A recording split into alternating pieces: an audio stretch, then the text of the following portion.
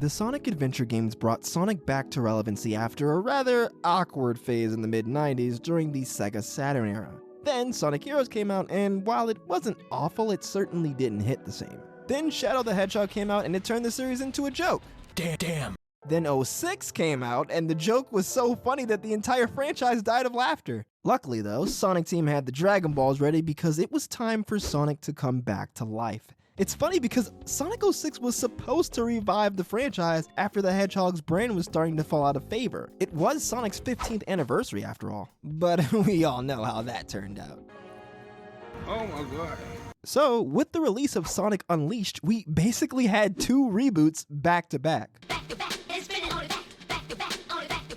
Sonic Unleashed would present a new gameplay type to mainline Sonic, known by many fans as the Boost style, which was first used in Sonic Rush on the DS, which was developed by Dimps. Sonic Rush then got a sequel 2 years later called Sonic Rush Adventure. So, while Unleashed is usually thought of as the first game in the Boost era of Sonic, it had been around for 3 years and in 2 games already. By pressing the Boost button, Sonic could instantly blast off in a burst of speed, allowing him to bust straight through enemies and obstacles with ease. It was basically a go fast button. If you weren't pressing this button, then you weren't playing the game right, stupid. Not only did Sonic Unleashed bring a new formula to 3D Sonic, it also brought a brand new engine as well, called the Hedgehog engine. Unleashed was directed by Yoshihisa Hashimoto. If you guys haven't heard of this absolute Giga Chad, then show some respect. This guy was the lead Chao programmer in the Sonic Adventure games. He's done programming work on a lot of other Sonic games in the early 2000s, but definitely his most famous work outside of the Chao Garden is Unleashed. He was also a big Sonic fan before joining Sega, so this guy came into the project with a lot of love. Seeing as though he was a programmer, he brought a more technical perspective to the game, and that much is apparent given that he and his team created the computational marvel that was the Hedgehog engine, the game engine that Sonic Unleashed and several other 3D Sonic games would run on. The engine was built from scratch, and its development took about 3 years to complete. The Hedgehog engine was very impressive, able to make advanced lighting calculations using a technology called global illumination. Keep in mind, this was back in the mid-2000s, so they weren't rocking with the RTX 3090 Ti double super extras that we got today. Hashimoto claims that for one computer to process the lighting for a single stage of the game would take several months. Ain't nobody got time for that. So they decided to divide the calculations upon multiple different computers used by the developers to get it done much faster. Apparently, this engine was supposed to be licensed out for other developers to use. This was a great idea. It takes a ton of time to make a game, so having a base engine you can start with drastically reduces the amount of work required. We've seen the success of the Source, Unity, and Unreal engines, so we know something like this can work. Unfortunately, to my knowledge, the Hedgehog engine was never used by any other companies besides Sega. However, Sega did use this engine, or probably an updated version of it, in their 2019 Sakura Wars game. Sakura Wars is kind of like this action game mixed with dating sim elements, so hey, this is the closest we'll probably ever get to a Sonic the Hedgehog dating sim. But I must say, this engine makes Sonic Unleashed look beautiful. It still looks fantastic even almost a decade and a half later. I take this game's visuals over Generations, Forces, or heck, even Frontiers from what I've seen so far. Now, I'm not saying that those games look bad, so don't send the goons to my house. Those games all look good, great even, but I don't know.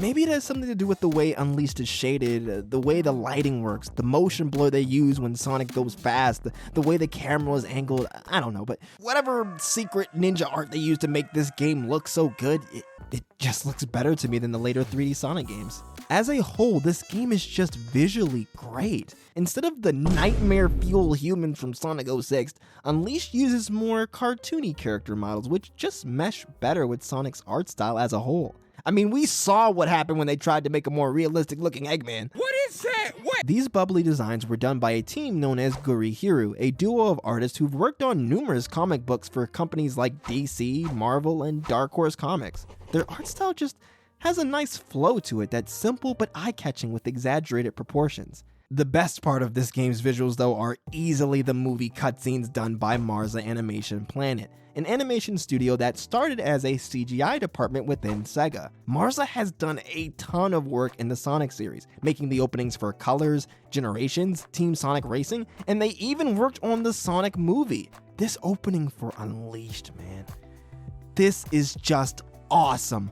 I really don't have any other word to describe it. They really sell Sonic's speed, and they emphasize his personality too, with the way he just casually dodges enemy attacks, always seeming confident and in control. Eggman is also really lively and over-exaggerated in his movements, and the level of detail just blows me away considering this was from a game in 2008. You can see the veins in Eggman's head, you can see Sonic's reflection in his shoes, the stitching in Eggman's gloves, the way the fire in the background causes visual distortion around Sonic, the individual hairs in Eggman's mustache. As a kid, I thought this was the coolest thing ever. But if I'm being honest, as an adult, this is still the coolest thing ever.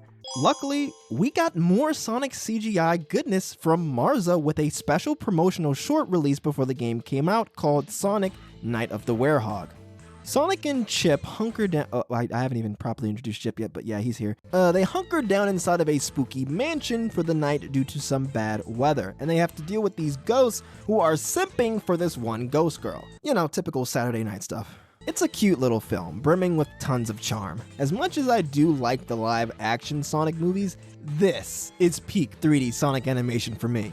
I don't think IRL actors will ever mesh well with 3D animated characters. With Sonic, his model was made to look cartoony, but realistic enough to kind of work in a live-action setting, and I think as a result, while the model does look really good, I don't know, it just doesn't quite fit. I'd much prefer a CGI Sonic movie like this, with Sonic looking how he does in the games along with the Pixar-esque human designs. I also really like that there's little to no dialogue in this movie. It reminds me of the Sonic Mania Adventures cartoons and the Team Sonic Racing shorts. Sonic short films in general are just awesome. You don't need dialogue to make a great Sonic short. You can tell an entertaining story with just these hilarious expressions and great sound design. Speaking of sounds, I guess I should talk about the music for this game. The lead composer for this game was Tomoya Otani. He's a longtime music composer for Sega who's been involved in Sonic since SA2, composing all of the Knuckles stage themes, and he's also worked on the soundtracks for many other Sonic games like Sonic Rush Adventure, Colors, and Forces. One day I might have to do a Sonic music tier list, but Sonic Unleashed is definitely up there. This is a super slept-on soundtrack. Endless Possibility, the theme song for this game, I'm just saying this right now, my favorite Sonic vocal song. I love Live and Learn, Open Your Heart, Night of the Wind, Reach for the Stars, You Can Do Anything, but this song just fills me with so much joy. Listening to this song just makes me feel like I'm free. I could run anywhere and do anything I want. I love how partway through the song it gets all dark and crazy to symbolize the transition from Sonic's normal form to his Werehog form.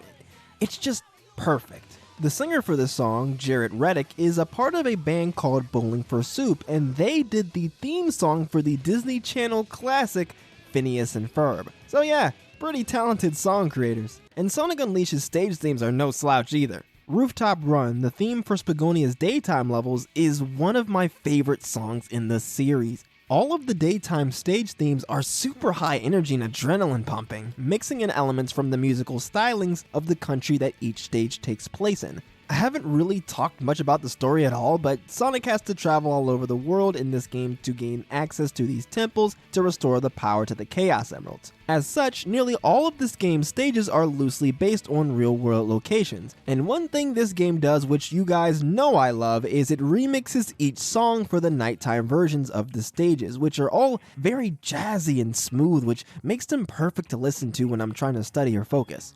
Oh, yeah. The nighttime levels.